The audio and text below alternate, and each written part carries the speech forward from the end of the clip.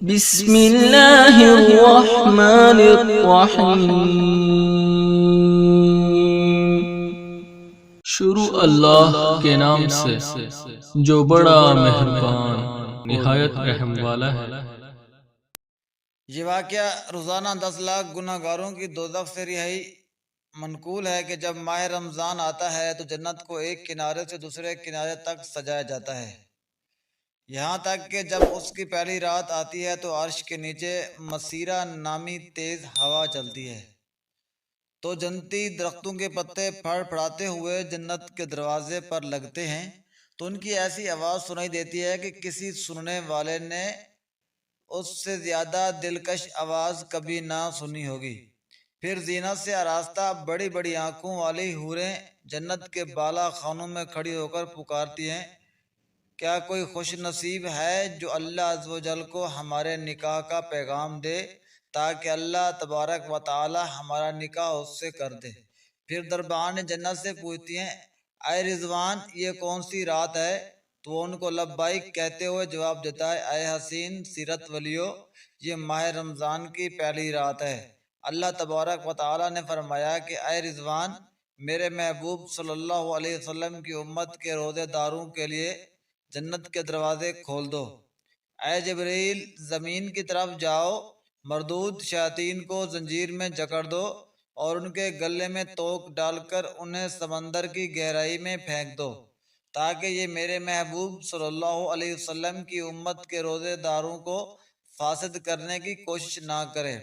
اللہ تبارک و تعالی ماہ رمضان کی ہر رات 3 مرتبہ ارشاد فرماتا ہے، کوئی توبہ کرنا والا ہے تو میں اس کی توبہ قبول کروں، کوئی مغفرت طلب کرنے والا ہے کہ میں اسے معاف کر دوں، کوئی سوال کرنے والا ہے کہ اسے میں عطا کروں، کوئی دعا کرنے والا ہے کہ اس کی دعا قبول فرماؤں۔ اللہ تبارک و تعالی ماہ رمضان کی ہر رات افطار کے وقت 10 لاکھ جہنمی جن پر عذاب واجب ہو چکا ہوتا ہے اور دوزخ سے آزاد فرماتا ہے۔ جب ماہ رمضان کا آخری دن آتا ہے تو اس دن مہینے کے شروع سے لے کر آخری دن تک آزاد کیے ہوئے کی تعداد کے برابر جہنم سے اور لوگ آزاد فرماتا ہے۔ اللہ تبارک و تعالیٰ کے ہاں اجر و ثواب میں رغبت کرو اور ماہ رمضان کو الوداع کرو۔ رحمت کا دروازہ بند ہونے سے پہلے ہی اعمال صالحین بجا لانے میں جلدی کرو۔ یہ ماہ رمضان ہے، اب اس کی رخصتی آ چکی ہے۔ اس کا قیام رات کو آنے والے مہمان جیسا ہے۔ یہ اس مہمان جیسا ہے جو تھوڑی دیر قیام کر کے جدا ہونے والا ہے۔ بس اس مہینے عمل صالحین کی کثرت کرو اور آخرت کا توشہ تیار کر لو۔ افسوس اور یہ گریہ زاری کرتے ہوئے اسے الوداع کرو۔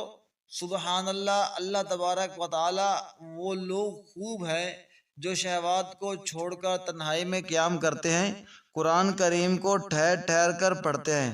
اگر تم انہیں سحری کے وقت دیکھو تو روتا ہوا پاؤ گے، بار بار قرآن پڑھتے ہیں اور سریلی آواز میں قرآن پاک کی تلاوت کر کے کانوں کو راحت و سکون پہنچاتے ہیں۔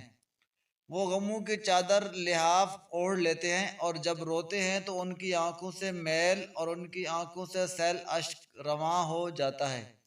ماہ رمضان تو ایسے گزر گیا جیسے وہ آیا ہی نہ تھا۔ وہ کوتاہیوں کو کوتاہیوں اور نیک کاروں کو نیکی پر گواہ بنا چکا ہے۔ جس کے حصے میں نفع یا نقصان آیا وہ اس سے حاصل ہوگا۔ ہے گناہ گاری کی حسرت، اس نے وقت ضائع کر دیا۔ ہے اختیار رکھنے والے کی محرومی، ایسا لگتا ہے کوئی اس نے موت سے امان رکھ لی، شاید تقدیر اسے دوسرے رمضان تک مہلت دے یا نہ دے۔ یا تمہارا مہینہ رخصت ہو رہا ہے کہ جس میں تمہارے آنسو ختم کر دیں اور خود بڑی تیزی سے جا رہا ہے۔ اب جدا ہونے والے کے لیے رونا کہاں ہے؟ بھلائی کرنے والے اس کی طرف رہنمائی کرنے والے کی پیروی کہاں ہو رہی ہے؟ اللہ تبارک و تعالیٰ کی قسم، ماہ رمضان کے روزوں اور شب داری کا زمانہ کتنا اچھا ہے، اس کے اوقات میل کچیل کی افعال سے کتنا صاف و شفاف ہے، اور اس میں تلاوت کرنے پاک مشغول ہونے میں کتنی لذت ہے۔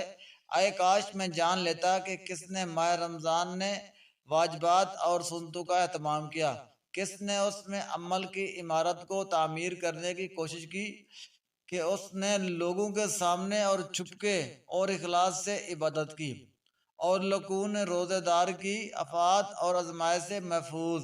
جس کا گھر نہیں اس کی رات گریہ زاری ہے، اس شخص کی حالت کیسی ہوگی جسے اس گھر والے بھائی اور پیچھے والے بھول جائیں گے۔ گناہوں نے ہمارے چہروں کو سیاہ کر دیا، یہ کب نیکیوں سے سفید ہوں گے؟